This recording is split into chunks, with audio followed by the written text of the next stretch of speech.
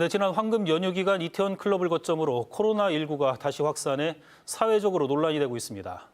오늘 전변대전변은 이와 관련된 이슈를 놓고 이야기 나눠보겠습니다. 전희정 변호사, 전진주 변호사 나와주셨습니다. 네, 두 분 오랜만입니다.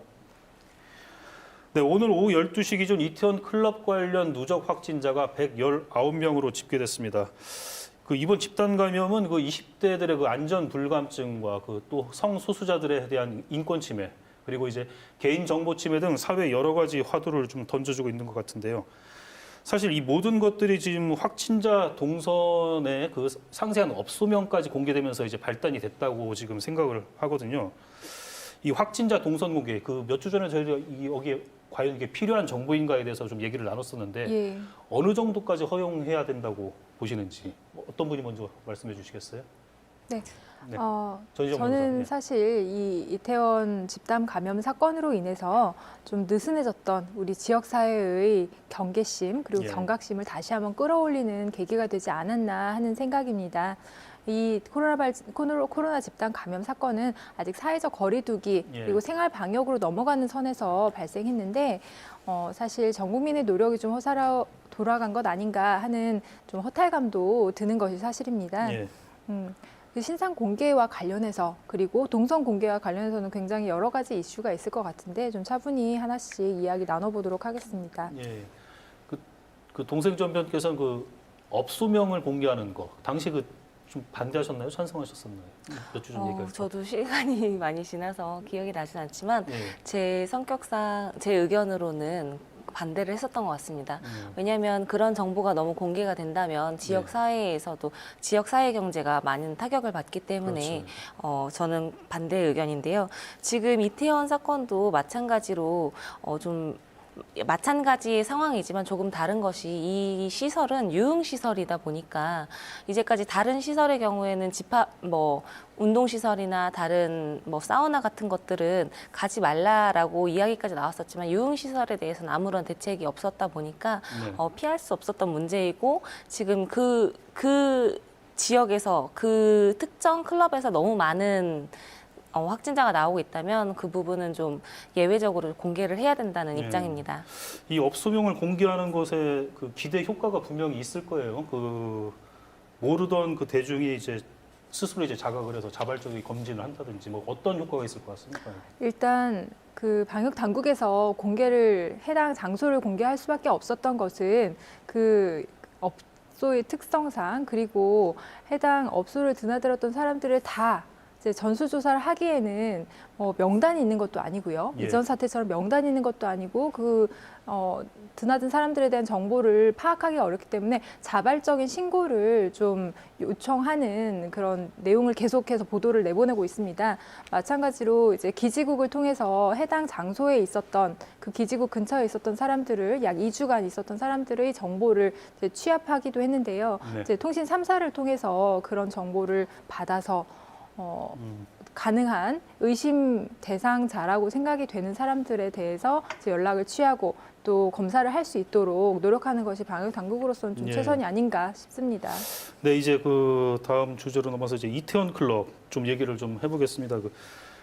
성소수자들이 이제 자주 이용하는 곳이라는 이유로 확진자들에 대한 신상 털기 그리고 인신 공격이 좀 여러 곳에서 좀 발생하고 있어요. 최근에는 인천 한 아파트에서는 같은 주민인 확진자를 이제 가족을 비롯해서 이제 실명을 거론하면서 비난하는 예. 대자보가 이제 붙기도 예. 했었는데 이렇게 사실- 공개적인 비난하는 행위에 대해서 어떻게 좀 생각을 하시는지. 사실 이런 행위들이 이제 사회 일부에 대한 그리고 이제 감염자에 대한 혐오 표현으로 이어진다는 것이 좀 문제라고 생각이 됩니다. 네. 코로나로 인해서 미국이나 유럽 등지에서는 아시아인들에 대한 인종차별이 굉장히 심해졌고 여러 예. 사건들이 있었죠. 즉 언론에 의해서 계속해서 이제 자극적인 단어를 쓰면서 보도가 되면서 그 집단에 대한 혐오감이 이제 일반 대중들에게도 이제 죄책감 없이 혐오 표현을 할 수 있는 방식으로 표출되는 것이 아닌가 싶습니다. 그래서 해외에서 이루어졌던 우리나라 국민들도 좀 차별을 받았는데 그런 혐오감 조성과 별반 다르지 않은 상황이라고 보고요. 문제는 이로 인해서 이 혐오감 조성으로 인해서 검사를 받아야 하는 사람, 자발적으로 신고를 해서 검사를 받아야 하는 사람, 그리고 의심 증상이 스스로에게 있지만 최대한 마지막까지 숨기고 싶어하는 사람들이 생기기 때문에 예, 더 그렇죠. 지역사회의 위험을 더 커지게 하는 것이라고 생각이 듭니다. 이런 공개적인 비난 행위, 그 법적인 처벌 가능성도 좀 있지 않습니까? 네, 당연히 있습니다.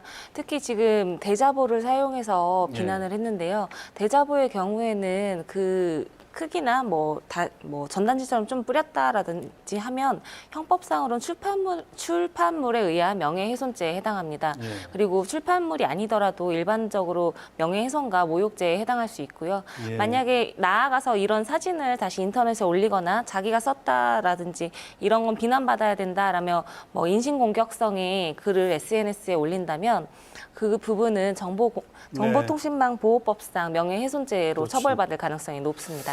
네, 그럼 이번에 그 또 이태원 클럽 관련 언론 보도 좀 한번 얘기를 해볼게요. 그 일부 언론에서 그 성소수자에 대한 그 혐오를 조장하는 표현을 사용해서 이제 문제가 됐는데 이 상호명 외에 굳이 그 클럽 성격까지 예. 굳이 언론에서 이제 네. 표출할 필요가 있었느냐? 아무래도 그 뜨거운 관심을 표상하는 것처럼 예. 이제 과거에 취재한 정보를 이제 뒤늦게 좀 올려서 이런 업소이다라는 표현도 있었고 또 굉장히 자극적인 사실 일반인으로서는 생각지도 못했었던 좀 자극적인 영업 방식이었기 때문에 더 대중들의 관심이 있었던 것으로 보이는데 해당 업소를 드나들었다고 해서 이제 더 혐오감을 이제 얻는 대상이 되고 또 그로 인해서 거기를 안 다니는 다른 사람들까지 일반적으로 다 혐오감을 조성하는 객체처럼 보이는 게 문제라고 생각이 듭니다. 특히 저도 이 부분 좀 이해가 안 되는 부분이 예. 사실은 그냥 클럽이라고만 해도 이제까지 공개했던 게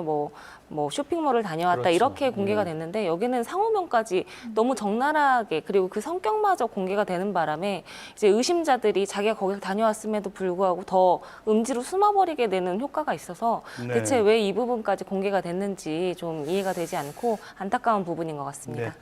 다음 짧게 좀 질문을 좀 드릴게요. 그 방문자 파악을 위해서 카드 이용 정보와 기지국 그 접속 예. 정보까지 이제 예. 무차별적으로 지금 수거를 하고 있는데 이것도 개인정보 침해 좀 우려가 있다고 보시는지요? 네. 어느 분이 간단한 저는 질문이죠. 개인정보 침해의 우려가 있습니다.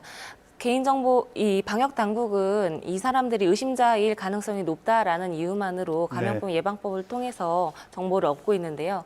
너무 무분별하게 많은 사람들의 정보를 얻고 있는 게 문제입니다. 뭐 그 클럽을 방문한 사람뿐만이 아니라 커피숍이나 식당, 그 주변 식당을 이용한 것마저 네. 정보를 수집하고 있고 이 정보를 수집하더라도 의심자를 특정하기에는 굉장히 어려움이 많습니다. 너무 많은 정보이기 때문에 그런 부분에서 저는 이게 개인정보를 과도하게 침해한 것이고 이 전례가 남지 않을까 하는 두려움이 좀 있습니다. 네, 시간 관계상 오늘은 여기까지 좀 드려야 될 것 같습니다.